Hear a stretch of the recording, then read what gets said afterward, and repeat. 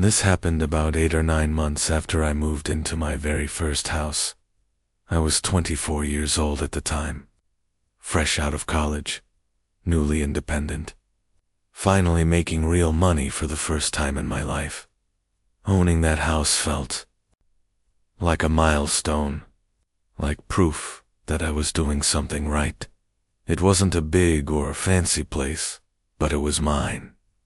A quiet, modest home in a suburban neighborhood where nothing ever really seemed to happen. The kind of place where you don't lock your door during the day. The kind of place where neighbors wave but never ask questions. I lived alone, and I loved it. The silence felt peaceful, predictable, safe. At least, that's what I thought. The most notable feature of the house was the basement. It was massive, far larger than the rest of the house would suggest. The previous owners had turned it into a strange, sprawling maze. Instead of one open room, they had partitioned the space using plywood walls and exposed wooden framing. There was a main area at the bottom of the stairs, a laundry section off to one side, a workshop area that looked abandoned, and then a back room that served as storage. The layout was confusing. You couldn't see the entire basement from any single point. There were blind corners everywhere. When I first toured the house, I remember thinking the basement was kind of cool. It felt like a secret level in a video game. Something hidden. Something private. But once I moved in, I barely used it. The only time I ever went down there was to do laundry. And even then, I never stayed longer than necessary. Something about the basement always felt off. Not scary exactly, just uncomfortable. The lighting was terrible. Old yellow incandescent bulbs hung from the ceiling, casting weak, uneven light that barely reached the corners of each room. I always told myself I'd replace them eventually. I never did. On the night everything happened, it was a completely ordinary weeknight.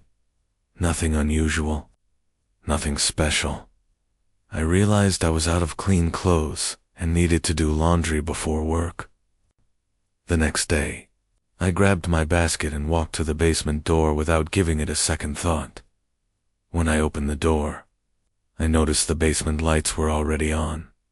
That should have bothered me. It didn't. I had been down there a few days earlier, so I assumed I had simply forgotten to turn them off. I shrugged it off and started down the stairs.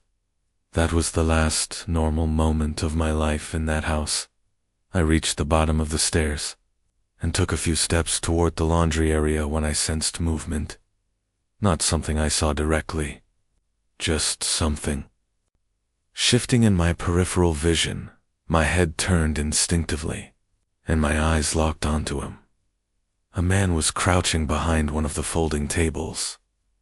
I had set up near the far corner of the basement. He was hiding. My brain refused to process what I was seeing. It felt impossible.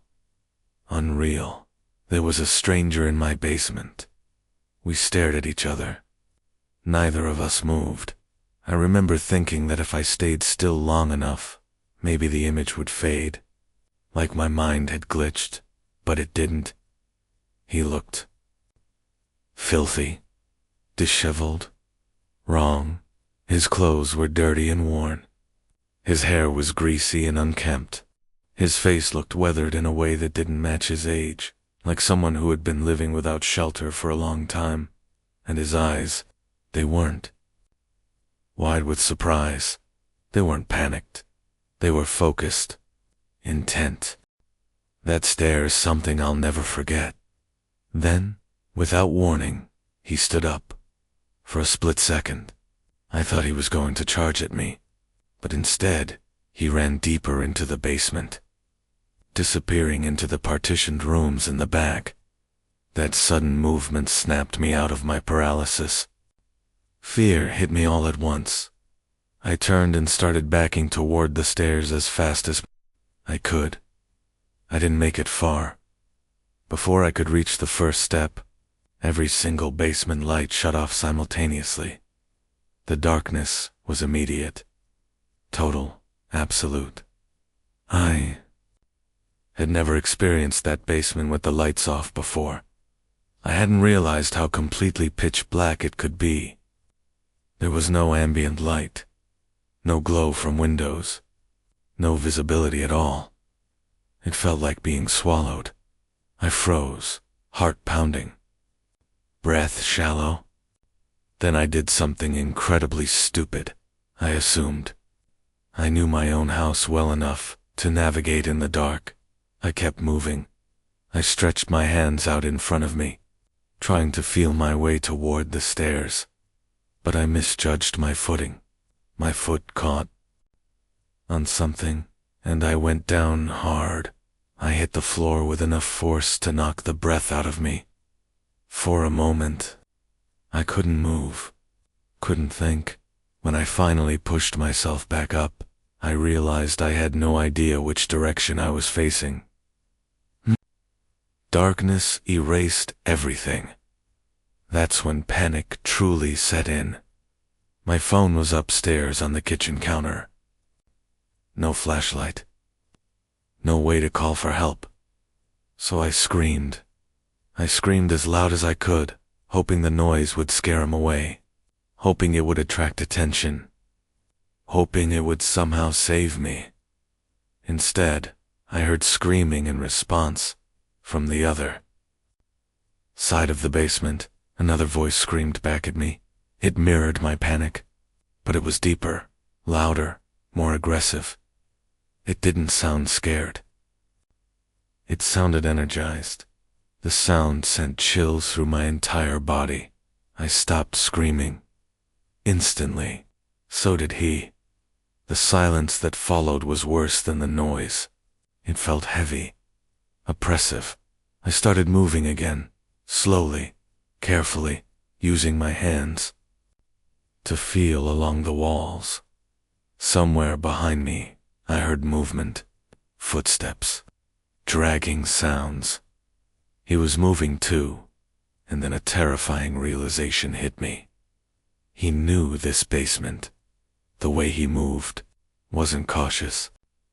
It wasn't hesitant. He navigated the darkness with confidence. I stumbled. He didn't. I could hear him getting closer. I tried to slow my breathing, terrified of giving away my position. But then I heard breathing behind me, not mine.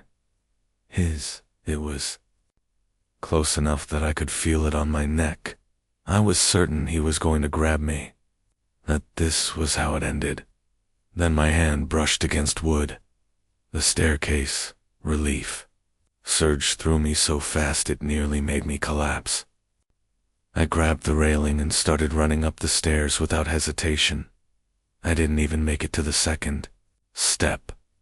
Something clamped around my ankle with brutal force and yanked me backward. I lost my grip.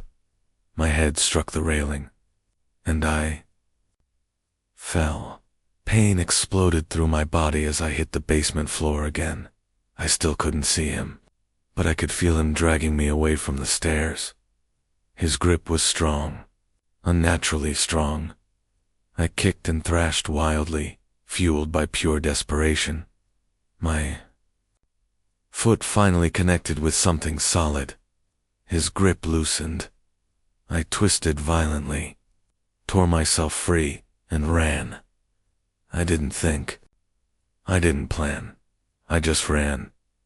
I heard him screaming again behind me, furious, animalistic. But somehow, I found the stairs again before he could reach me. I climbed them in a blind panic, ignoring the pain, ignoring everything except escape. I burst through the basement door at the top and slammed it shut behind me.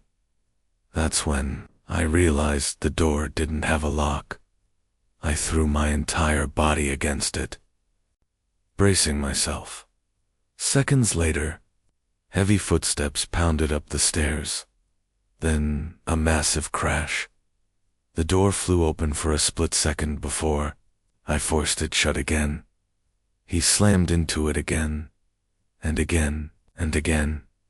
Each impact shook the frame. I ripped off my socks to get better traction and pushed with everything I had. My muscles burned. My legs shook. Eventually, the impacts stopped. I listened in silence, barely breathing, until I heard footsteps retreating back down the stairs. I ran to the kitchen, grabbed my phone, and returned to the door, pressing myself against it again as I called the police.